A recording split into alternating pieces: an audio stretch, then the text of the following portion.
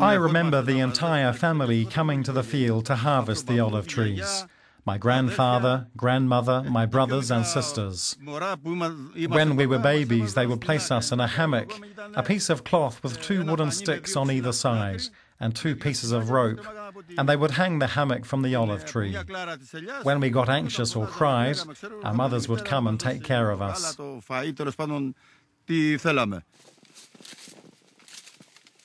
Yannis Panagopoulos is a 5th-generation olive farmer. A farmer with fond memories of his childhood, but also fond memories of when Greece joined the European Union in 1981. Greek farmers, like most of the country, greatly benefited from European funds that poured into Greece, paving the way for security and especially prosperity.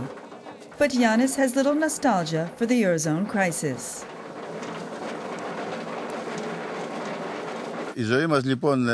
Our life has become much more difficult than it used to be in the early years of Greece and the EU.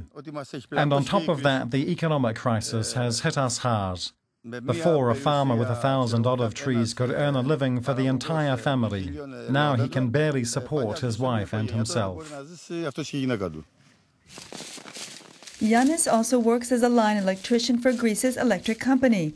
His cousin George is a retired fighter pilot. Both men have seen their salary and pension cut by almost 60%.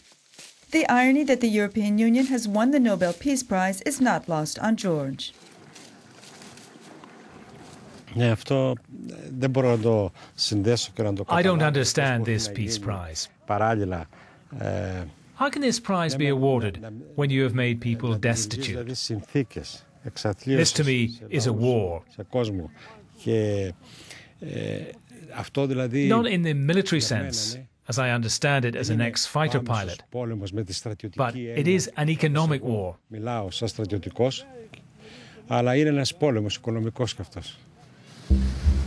An economic war where the casualties are record unemployment, salary cuts, poverty, and social unrest. An economic war which is dividing Northern and Southern Europe and pushing the European Union into its worst identity crisis since it was founded over 60 years ago with the goal of never having war in Europe again. And while Europe's guns have long been silenced, it's another European goal, that of a single monetary union which is slowly tearing at the political and economic fabrics of the EU. For this former government advisor, Greece made mistakes, but it's not the only one. Greece failed just to introduce the necessary, say, structural reforms in order to conform with the rules and the regime of the Economic and Monetary Union. But on the other hand, I would say that also Europe bears a certain degree of responsibility because the European Union, especially the European Commission, was not able to monitor and oversee the fiscal situation in member states. Some other member states as well, namely the most, powerful ones like Germany and France, violated the so-called Stability Pact and so somehow paved the way for other states to do the same. But hindsight is a luxury. And today the fact is Greece got an EU-IMF bailout of 130 billion euros on the condition that it would implement austerity measures. Measures which have brought this country of 11 million people to its economic knees. The bailout has also increased anger against the EU, its main target a German government deemed unsympathetic to its southern neighbors. Evangelos Mahias is 94 years old. During World War II, he was wounded and then joined the Greek resistance in the mountains. Today, he heads a committee claiming war reparations from Germany. Mr. Mahias argues there has never been an official war reparation treaty and that Germany owes Greece billions of euros.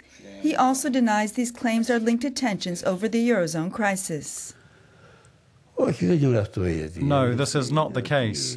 The reason is that the Greek government throughout the years never put pressure on Germany because they wanted to maintain a good relationship. For that matter, we set up this committee to question the government, to get them to explain why they still haven't acted on this issue, which is crystal clear and of great importance. Christina Stamoulis is a lawyer. She has followed in the footsteps of her late father, who had filed claims against the German state for war crime atrocities committed to civilians in the Greek town of Distomo. While these claims differ because they were filed in the 90s after German reunification, Christina believes the Eurozone crisis does play a certain role. Today, Greece is a nation in debt. But now there's a widespread view in the country that Greece must claim its dues from Germany as a creditor. And after the debt is paid, then Greece can seek to borrow money from the international financial markets. Martin Knapp has worked for the Greek-German Chamber of Commerce for over 20 years. He's also part of a new group set up to help what he calls the Eurozone's real economy. He downplays tension between Germany and Greece and talks of close cultural and economic ties which date back to the 1950s. He says the real culprit is economic growth or the lack of it. The real dictator in Greece isn't Angela Merkel or the Troika, but simply the empty cash till at the Treasury. This is the toughest imaginable dictator because you can't change his mind and you can't get rid of him with a revolution. No revolution has ever filled the Treasury. Keine Revolution hat jemals die Kasse gefüllt. Yana Liberopoulos lost her job a year ago. With her friend Despina, they went through an EU-funded management training program. Neither one found a job.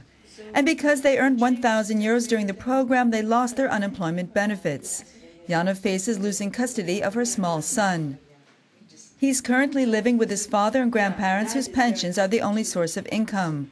There's little thought of the EU or its Nobel Peace Prize.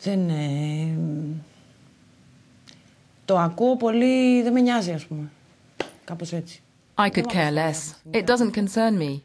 What concerns me is the future of my child, a child born in the middle of the crisis, and I don't know what his future will be. It concerns me that I don't know when the next electricity bill will come and whether I'll be able to pay it as well as other bills. I don't care about the Peace Prize. The Greeks, despite their sufferings, despite the plight, of the economic crisis and everything, are still very much supportive of the European Union. Remember that 65% of the Greeks are very much in favor of having Greece as a full-fledged member of the Eurozone. Almost 70% feel that the European Union as a whole is a very good thing for Greece. So they want from the European Union to demonstrate a bigger degree of solidarity towards the Greek public, and to me it's absolutely outrageous that the European Union has allowed a member state like Greece to have this level of unemployment and this level of social misery. When the European Union was created, the aim was to make sure economic stability would guarantee peace among nations that had suffered one of the worst wars ever. Prosperity, stability, peace, an equation which has been the backbone of the European Union, an equation many hope will never be broken.